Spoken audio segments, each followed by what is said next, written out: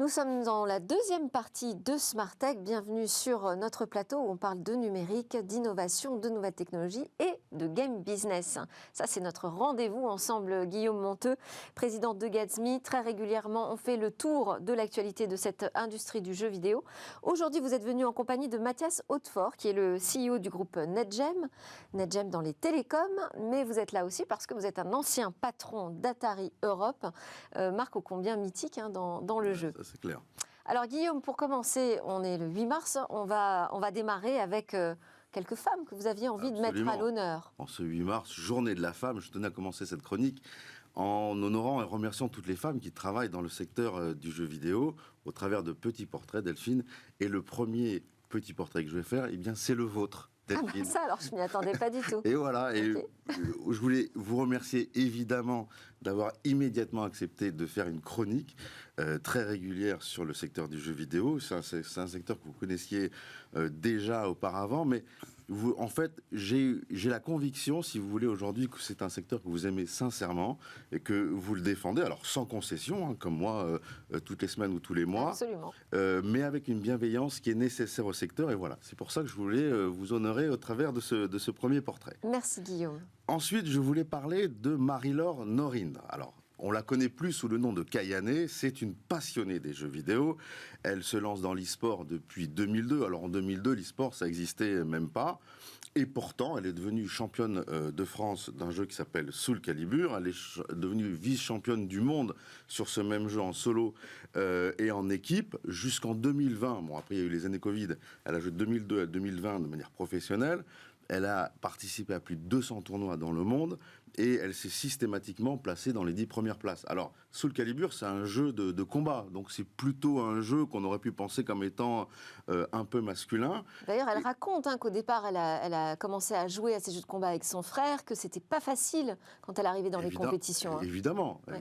évidemment. Pour ce type de jeu-là, on ne s'attend pas à trouver une femme en plus aussi talentueuse qu'elle. Et en toute jeune, elle a démarré toute jeune. Ouais. Et en fait, elle a vraiment fait ça par amour du jeu, parce qu'évidemment, en 2002, 2010, il n'y avait pas les prize pools aujourd'hui qu'on peut trouver sur des combats, sur des jeux comme LoL ou comme Counter-Strike où vous gagnez des millions de dollars. Elle gagnait 1 000 euros, 2 000 euros, 500 euros. Donc elle a vraiment fait ça pour l'amour du jeu. Et en fait, cette femme a inspiré des milliers de joueuses. Avec le temps, Kayane est évidemment devenue journaliste et fait la promotion intelligente et incarnée du jeu vidéo. Elle a travaillé avec l'État français pour promouvoir le savoir-faire de la France dans les jeux vidéo. Elle a fait des collaborations avec des entreprises privées dont Nacon, en fait, qui lui assure aujourd'hui d'être encore sur le devant de la scène. Voilà. C'est une femme inspirante pour les joueuses et ça, c'est formidable. Ben, je la salue aussi également. Un autre coup de cœur, Guillaume. Alors, la deuxième femme que j'aimerais bien mettre à l'honneur, c'est Muriel Tramis. Alors, Muriel Tramis, c'est une des 3 personnes qui a été honorée par les insignes de chevalier de la Légion d'honneur dans le monde du jeu vidéo. Il y en a eu 3. Il y a eu Yves Guillemot de chez Ubisoft, il y a eu Davis Cage de chez Quantic Dream, et il y a eu Muriel Tramis, la seule femme qui a eu la Légion d'honneur. Alors pourquoi ?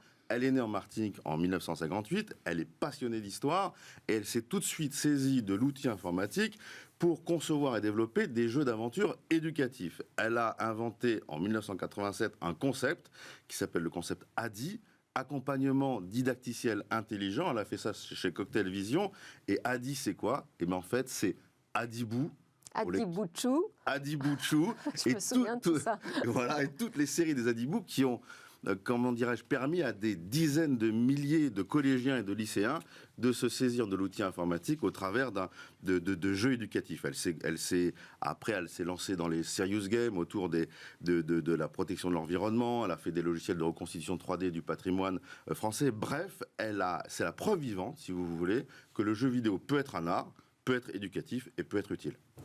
Allez, encore une femme inspirante dans ce monde du jeu. Déborah Papiernik. Alors, Déborah Papiernik, c'est plus le côté business. Elle est depuis 25 ans chez Ubisoft. Elle s'occupe des IP, des propriétés intellectuelles. En fait, elle s'occupe de savoir si, quand on crée un jeu, quand on crée une marque, si cette marque peut devenir mondiale, à quelles conditions, pourquoi, comment elle peut se décliner au-delà du jeu vidéo. Est-ce qu'on peut en faire un film, à quelles conditions? Est-ce qu'on peut en faire du streaming, de la musique, des parcs d'attractions? Eh bien, Déborah, c'est elle qui a défriché, entre guillemets, la notion même de la gestion gestion des IP. C'est plutôt un métier d'homme, historiquement parlant. Et elle a, comme on dit en américain, c'était des landmarks dans ce business-là. Et même si c'est une femme assez discrète, elle a réussi à imposer des standards, on va dire, industriels dans ce domaine-là et dans la gestion très technique, très business des IP, des grosses studios de jeux. Vous voulez terminer avec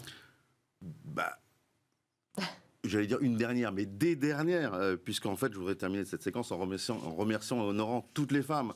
D'abord en disant que dans le monde du jeu vidéo, il y a énormément de métiers et les femmes ont investi tous ces métiers-là. Évidemment, les métiers pour raconter des histoires, des métiers artistiques, mais il y a énormément de développeuses, de musiciennes, il y a des marketeuses. Et puis le sel nous apprend aussi, parallèlement à ça, que sur 100 joueurs, typiquement en France, il y a 47 femmes. Donc vous voyez, elles ont investi l'industrie du jeu vidéo d'un point de vue professionnel et aussi du côté de joueuses. Et je dis bravo, on est presque à la parité homme-femme là-dessus et c'est juste formidable. J'allais dire c'est normal, c'est formidable. À ce titre-là, je voudrais quand même honorer... On est presque à parité dans les métiers du jeu. Il y a énormément de femmes qui travaillent effectivement dans l'industrie. C'est à la fois super et normal. Voilà. Oui, c'est rare, je dirais, quand même, dans le secteur de la tech et du numérique. C'est vrai, c'est vrai. Je voudrais quand même honorer une femme aussi qui s'appelle Morgane Falaise, qui est la présidente de l'association Women in Game en France et qui promeut tous les jours la diversité et la mixité dans l'industrie du jeu vidéo. Elle fait aussi un travail formidable pour l'équité homme-femme dans notre industrie. Bon, voilà qui est fait. C'est important de remettre les femmes à leur place, la place importante qu'elles tiennent aujourd'hui dans l'industrie du jeu. On va parler de l'emploi. On reste un petit peu d'ailleurs dans le même thème. Alors, on nous l'a bien rabâché, on nous l'a dit 50 fois, c'est la fin de l'abondance. Alors, dans le domaine de l'emploi, on le savait que c'était la fin de l'abondance. Mais là, ce qu'on nous dit, c'est que les choses vont s'empirer.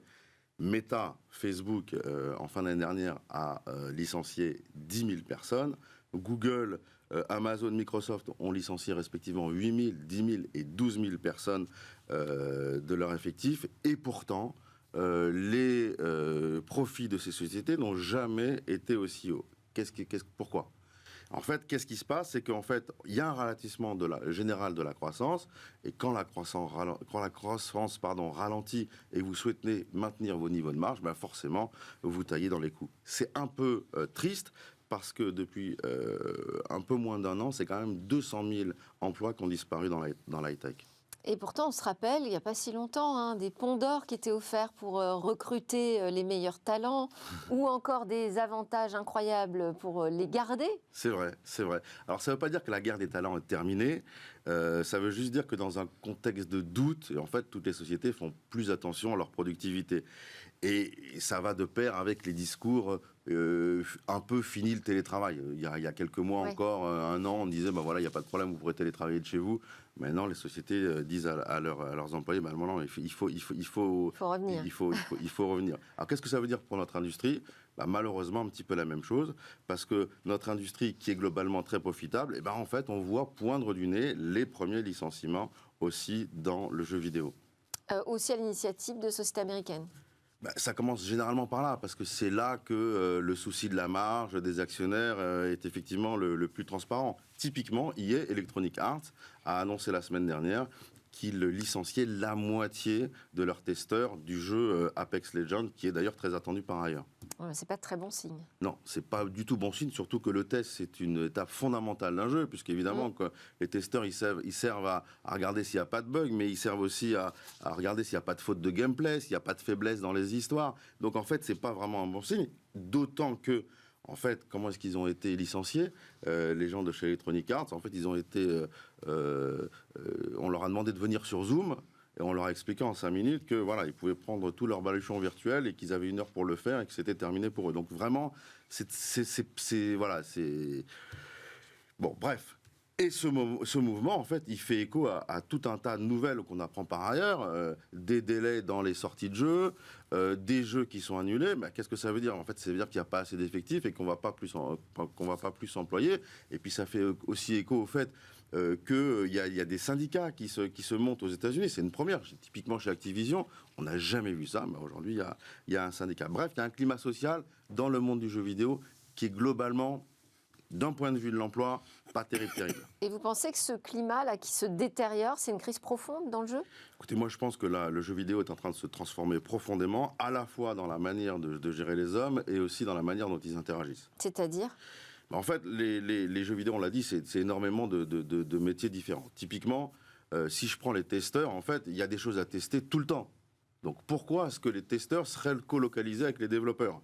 L'idée, c'est qu'on puisse peut-être délocaliser les testeurs, les mettre aux quatre coins du globe, de telle sorte à ce que dès qu'il y a un développement qui a été fait, en fait, que ce développement puisse être immédiatement testé. De la même manière, pourquoi est-ce qu'on colocalise toujours à la fois ceux qui inventent les histoires et ceux qui développent les logiciels ? Bon, il n'y a pas de raison à ça, en fait. Donc, moi, je pense qu'aujourd'hui, on est sur un schéma où les studios s'organisent de manière très locale. Typiquement, on va développer un jeu à Montréal, un jeu à Bordeaux, un jeu à Singapour, un jeu à Paris. Je pense que demain, la manière de concevoir les jeux fera que l'emploi sera beaucoup plus, on va dire, dispersé au travers de la Terre, un peu comme le métaverse. En fait, ça ne s'arrête jamais. Je pense que le développement d'un jeu vidéo, ce sera comme ça. Bon, on va suivre ça ensemble, Guillaume. Avec plaisir. En attendant, on a la chance d'avoir avec nous en plateau Mathias Hautefort, donc CEO du groupe NetGem. Vous connaissez, vous, très bien cette industrie du jeu vidéo. Je l'ai dit, vous étiez directeur des opérations de Infogrames Entertainment, qui est devenu Atari, et vous avez notamment participé à la vente d'Atari Europe à Namco Bandai. Mais peut-être avant de parler de l'industrie, de votre regard aussi sur ce qui se passe et ce dont vient parler Guillaume, on va revenir sur NetGem, parce que là, on parle d'une entreprise dans les télécoms. Dans la technologie. Alors, donc NetGem est effectivement une entreprise qui a été créée... Moi, j'ai connu les modems NetGem. Hein. Il y avait effectivement, il y a quelques années, oui, vous avez raison, des décodeurs NetGem, une entreprise créée il y a 25 ans, qui a beaucoup travaillé avec les opérateurs télécoms dans le monde entier, qui est d'ailleurs coté à Bourse de Paris depuis plus de 20 ans. Aujourd'hui, c'est un groupe qui, en fait, conçoit, commercialise auprès des opérateurs télécoms des solutions clés en main dans le domaine de ce qu'on appelait la télé autrefois, de la vidéo, que ce soit du replay, de la VOD, ou l'ensemble des contenus d'aujourd'hui. Donc c'est une entreprise avant tout technologique, puisque c'est ce qui a fait notre force, notamment la technologie dans la vidéo. C'est aussi une entreprise qui a une centaine de partenaires dans le contenu dans le monde et qui donc a des opérateurs dans ce qu'on appelle le B2B2C, c'est-à-dire qu'on conçoit le service, mais il est distribué par l'opérateur télécom en Europe, notamment 3 grandes zones géographiques, la France, le Royaume-Uni et les pays nordiques. Et donc, vous vous intéressez aux jeux vidéo, y compris chez NetGem ? Alors, surtout chez NetGem. Je ne suis pas venu pour parler de moi, mais parler de NetGem, et notamment ce qu'on est en train de faire. En fait, de la vidéo au jeu vidéo, sans jeu de mots, il y a un tout petit pas qu'on est en train de franchir. Juste expliquer pourquoi. Si on regarde un peu ce qui s'est passé dans l'évolution des deux, le jeu vidéo était séparé de la vidéo. Il y avait le monde de la télé d'un côté et il y avait le monde du jeu vidéo de l'autre, d'ailleurs avec des consoles différentes pendant de nombreuses années. En fait, la technologie a fondamentalement évolué. Et en fait, avec ce qu'on appelle le cloud gaming, c'est quoi le cloud gaming ?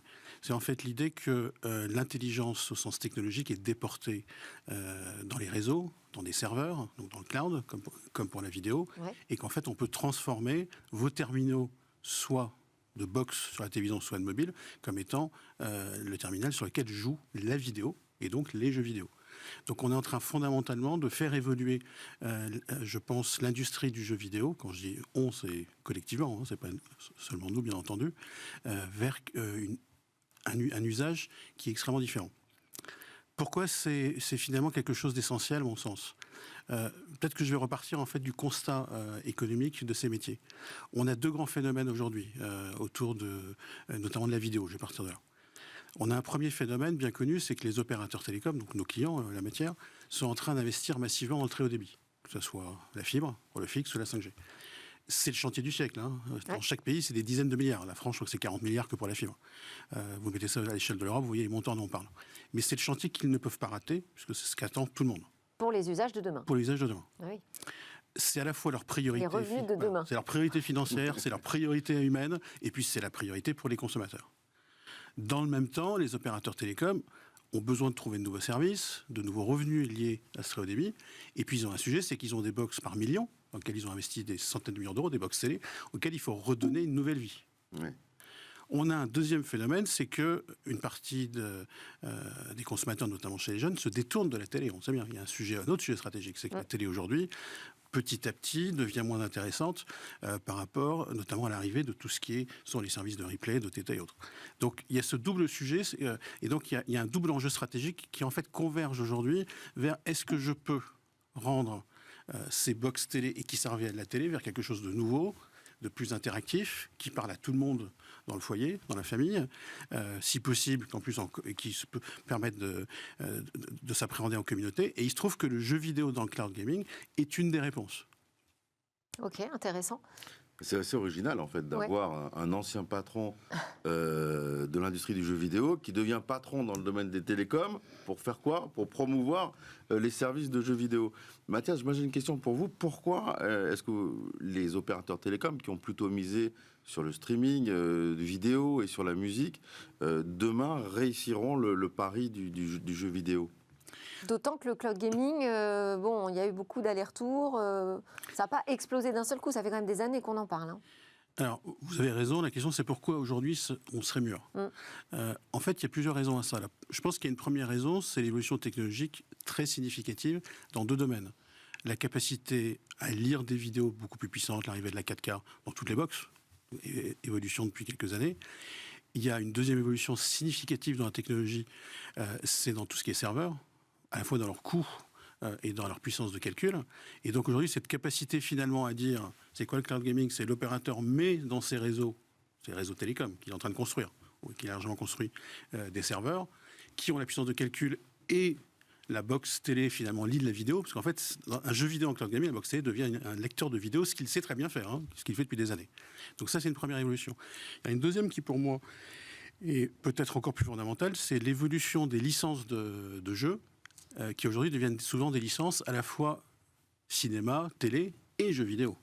Il y a de plus en plus de séries Disney qui deviennent des jeux vidéo. Et inversement, il y a eu des grandes réussites. On a bientôt la sortie du film Tetris. Voilà. Et il y a l'inverse qui se joue. Donc ça joue dans les deux sens. Alors pourquoi ça c'est extrêmement intéressant? Parce que vous pouvez du coup réfléchir à des approches pour le consommateur sur leur télé. En fait, vous mélangez les deux. C'est la vraie nouveauté, c'est ça qui nous intéresse en fait. Nous, qu'est-ce qu'on sait relativement bien faire depuis très longtemps? C'est jouer de la vidéo, notamment sur des box ou sur des applications. On sait très bien mettre en avant ce qu'on appelle la UI, c'est-à-dire la capacité de trouver les meilleurs contenus de tout type, linéaire, replay et autres. Et donc, ce qu'on est capable de faire aujourd'hui, qu'on a largement développé maintenant, c'est que sur la même interface, vous allez trouver la vidéo et le jeu vidéo. Et en un clic, vous pourrez basculer de l'un à l'autre. Puis, il y a un dernier phénomène qui n'est pas négligeable, c'est l'économique. C'est qu'on est passé aujourd'hui à des modèles économiques par abonnement. Ça, ce que savent très bien faire les opérateurs télécoms, c'est vendre des abonnements. Eh ben, on va être obligé de s'arrêter là. On a fait le temps qui nous est imparti pour ce grand rendez-vous Game Business. Merci beaucoup, Mathieu Hautefort, de nous avoir éclairé sur les stratégies derrière, en coulisses, pour les opérateurs télécoms. Et merci à Guillaume Monteux pour votre mise à l'honneur des femmes aujourd'hui dans cette industrie du jeu. À suivre dans Smart Tech, où va le web?